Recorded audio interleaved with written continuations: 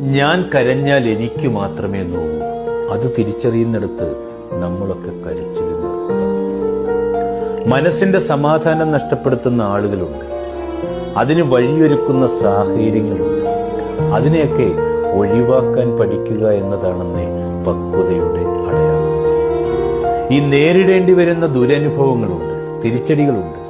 അതിനൊക്കെ മുമ്പിൽ പിടിച്ചു നിൽക്കാനാവാതെ പോകുന്ന ആളുകളെ കണ്ടിട്ടുണ്ട്.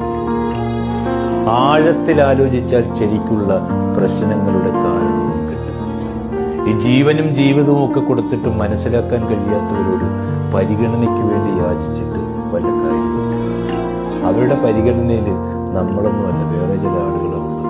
അത് നമ്മൾ മനസ്സിലാക്കണം. ജീവിതത്തിൽ തകർക്കാനും തളർത്താനും ഒക്കെ അങ്ങനെ ഒരുപാട് ആളുകളുണ്ടാവും.